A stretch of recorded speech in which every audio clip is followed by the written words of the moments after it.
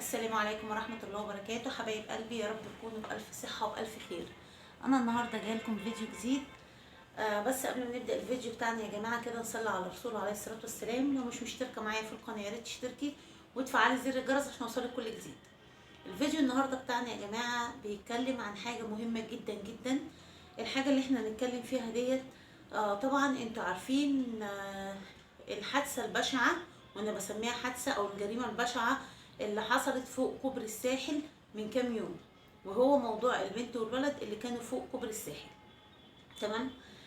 انا دلوقتي يا جماعة جاي اكلمكم مش عشان ان انا زي اي حد ما بيتكلم او بيقول على الموضوع بتاعهم او بيحكي ايه اللي حصل او الكلام ده كله.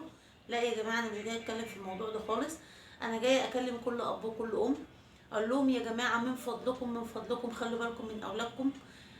بنتك خارجه رايحه الدرس، اعرفي بنتك رايحه الدرس فين، ومين المدرسه اللي بتديها او مين المدرس اللي بيديها.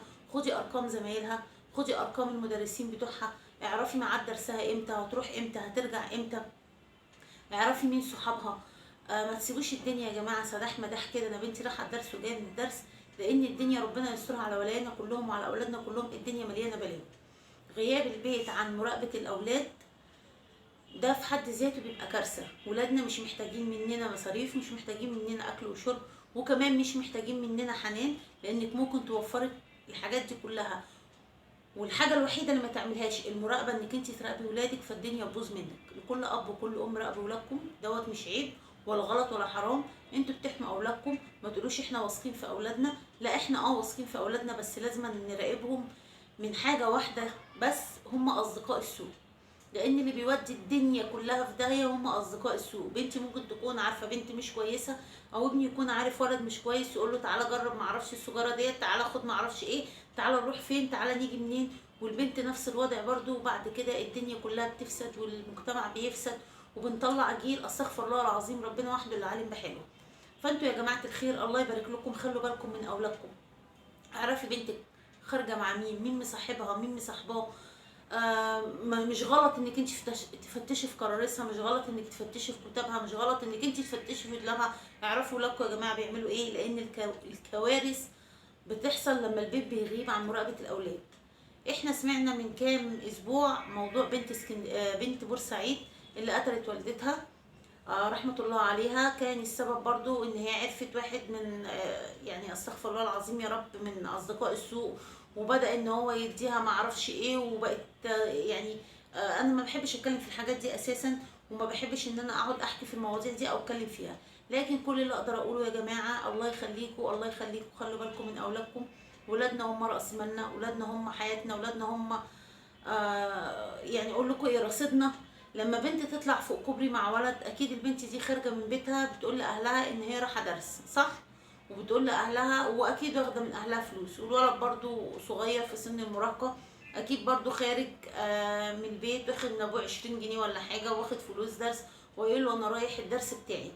فبالتالي هما كل واحد فيهم واثق في ولاده ان هما رايحين الدرس ومتصاحبين وخارجين يعملوا اللي يعملوه. وصلت بيهم الجراءة ان هم يعملوا حاجة فظيعة بالمنظر دوت فوق الكوبري في عز الظهر. خلاص ما بقاش في ادب، ما بقاش في حياة، ما بقاش في اي حاجة في الدنيا. الواحد لما بيحصل معاهم حاجة زي كده يا جماعة، يعرفوا وثقوا تماما ان ربنا ستر مرة واثنين وثلاثة عليهم، بس هو لحد كده قال لهم كفاية عليكم كده. الواحد لما بيكون بيعمل حاجة غلط وربنا يكشفه، دي ما بتبقاش اول مره يا جماعه، دي بتبقى ربنا ستر مره واثنين وثلاثه. وفي الاخر، في الاول وفي الاخر، الله يعين الام والاب. في احيانا بيقولك البيت بيبقى هو السبب، البيت دي عدم تربيه. لا يا جماعه، في بيوت بتبقى مربيه جدا كويس جدا، وفي بيوت بتبقى مخليه بالها من ولادها جدا، بس مع الاسف ما بيراقبوش ولادهم. راقبوا ولادكم يا جماعه، ده لا عيب ولا غلط. مفيش حاجه اسمها حريه، مفيش حاجه اسمها تقولوا بقى علينا احنا متخلفين، احنا رجعيين، احنا معرفش ايه. لا يا جماعه، الاخلاق والحياء والادب مفيهوش رجعيه، مفيهوش تخلف. الصح والغلط مفيهوش تخلف. بنتك راقبيها، هقول لك بنتك صاحبيها، بنتك صاحبيها، بنتك راقبيها. ابنك صاحبه، ابنك راقبه، شوفوا بيكلم مين، شوفوا بيروح فين. ما تسيبوش الدنيا كده يا جماعه. اللي وصل اولادنا لكده غياب الاسره عن مراقبه الاولاد. مره واثنين وثلاثه وعشرة عماله اكررها. اقول لكم يا جماعه راقبوا ولادكم، دوت مش غلط. كل يوم والتاني بنسمع كارثه، كل يوم والتاني بنشوف كارثه، وفي الاخر الكارثه بعد ما بتحصل يقولوا دول اطفال، دول حدث، دول صغيرين، دول. يا جماعه الحدث والصغيرين والاطفال ما بيعملوش البلاوي ديت. حادثه بورسعيد الولد اللي بيقول عنده 14 سنه وكام شهر، مفيش طفل بيعمل الحاجات ديت، اللي يخطط ويدبر ويقتل ويدي البنت معرفش ايه ويعملوا الحاجات دي كلها، ده مش طفل. يا جماعة المفروض القانون يتعدل، لأن الكوارث والبلاوي كلها بتطلع من الأحداث، بتطلع من الصغيرين. المفروض يا جماعة اللي قتل واحدة زي جريمة بورسعيد ديت، الست اللي ماتت دي رحمة الله عليها، المفروض جريمة زي ديت حصلت الولد يتنفذ فيه حكم الإعدام. هتقولوا صغير؟ أيوة، يتحكم عليه بالإعدام ويقعد في الأحداث لغاية ما يوصل السن القانوني، بعد كده يتنفذ فيه حكم الإعدام. لأن لو دورنا وشفنا إن كل كارثة وكل بلوى بتحصل من الصغيرين. دمروا المجتمع ودمروا الناس ودمروا الدنيا. جيل بحاله باظ بسبب ان كل واحد هيعمل حاجه وعارف ان هو حدث وهو صغير، محدش هيعمل له حاجه. ان هو يتحبس شويه في الاحداث وهيطلع يبقى عنده 20 سنه ومعرفش كام سنه، وهيطلع ويعيش حياته عادي. لا يا جماعه، احنا المفروض نخلي بالنا من اولادنا. احنا المفروض نبقى في مراقبه في البيت اكتر من كده. المفروض نحافظ على اولادنا اكتر من كده. والبنت بتاعت كوبري الساحل دي الله يعين اهلها، لان دي بقت فضيحه هتفضل معاها العمر كله. لا حد، يعني نتكلم بصراحه، لا حد هيرضى يتجوزها ولا حد هيرضى يبص في وشها بعد المصيبه والكارثه اللي حصلت ديت. والله اعلم كانت اللي عملت كده في الشارع غير الشارع بتعمل ايه، اللي عملت كده قدام الناس الله اعلم بعد كده بتعمل ايه.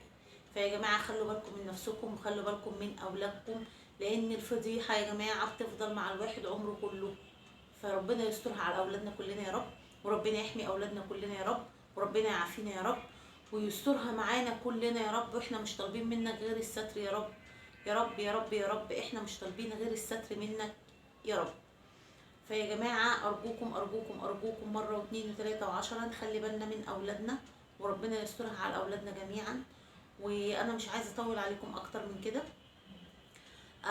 مش عايزه اتكلم في مواضيع اكتر من كده، بس دي انا رساله لام واب، خلوا بالكم من اولادكم يا جماعه. ربنا يكرمنا ويخلي لنا اولادنا ويفرحنا بيهم ويشوفهم احسن ناس. وكده الفيديو بتاعي خلص النهارده. واقول لكم اترككم في رعايه الله، والسلام عليكم ورحمه الله وبركاته. مع السلامه.